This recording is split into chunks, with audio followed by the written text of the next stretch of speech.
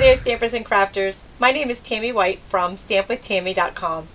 And today is part 2 of a 2-part series on how to create this gorgeous gift set designed by Kathy Roddy. Yesterday I showed you how to create this gorgeous peekaboo card, so simple and easy, and we made the flowers for today's project, which is going to be this awesome milk carton box, super easy and fun to make, along with free downloadable PDFs for both the box and the card. Alright, you ready to have some fun making this great gift box? Let's get started. And here is a close-up on today's box project that we're going to be creating in the coordinating card that we made yesterday. Be sure to visit my blog for part 1 of this video tutorial so you can see how to make that. And we make the flowers in part 1. This awesome milk carton box creation came from my friend Sam Hammond. You might recognize her as Poodles. It is super easy, so easy even I can do this. So I'm using the Stampin' Up Simply Scored board. That's fun to say, isn't it? I never noticed that, Simply Scored board. Good times with rhymes. My cardstock is 10 1/4 by 8 1/2. Again, measurements are on the blog. And this board is awesome. It's got the measurements right on it. Comes with a stylus. We used the stylus in part 1. You can also purchase these separately on my blog. And you're just going to score it 2, 4, 6, and 8. So score on the evens. And that's on the short side. Then we're just going to place a tick mark at 3 and 7.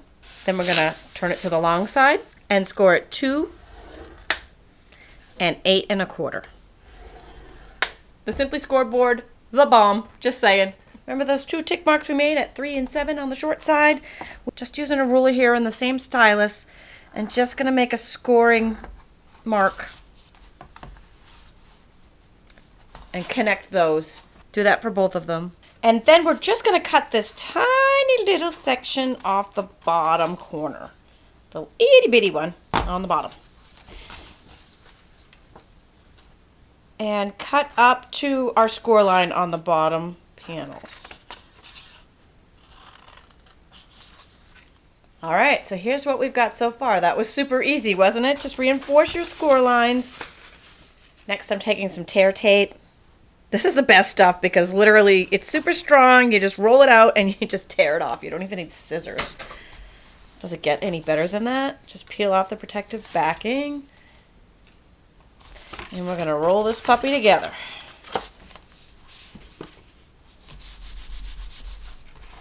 Ta-da! We have a box. And we're just going to fold in our bottom panels. And on this last section, another couple little strips of the tear tape to keep it together. Except I probably wanted to stick these panels on before I did that step. So you'll forgive me if I unpeel this bottom off and hopefully not rip the whole thing. All right, listen, do as I say, not as I do, because yours is going to come out a heck of a lot better than mine. Before we attach that bottom part,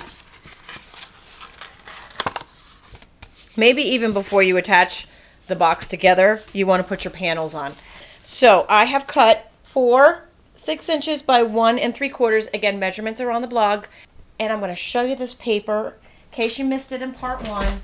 It is the Timeless Elegance. It's super beautiful. It's double-sided designer paper from Stampin' Up. We have used this before to create this stunning card. Super easy. You'll find this video on my blog and on my YouTube channel. The pattern that we're using today is vanilla and black. There's no color in it.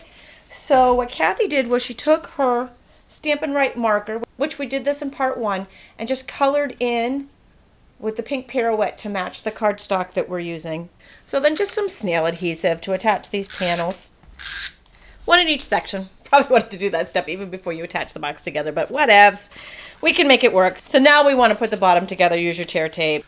Okay, so now we are just going to squeeze in the top. Like so. You put your little treat in there or your gift. Goes inside the box. And we just need to punch some holes. And we will punch some holes here on each of these little wings or corners with their hole punch. The pink pirouette seam binding that I'm using that matches the cardstock. And we'll just thread that through each of those little holes we just punched. And once we have that threaded through, just pull it tight and tie it in a bow. And then you just untie it to get your gift out. You don't have to ruin it, which is always a concern when we're making little gift packets. And now we're just going to add on some embellishments.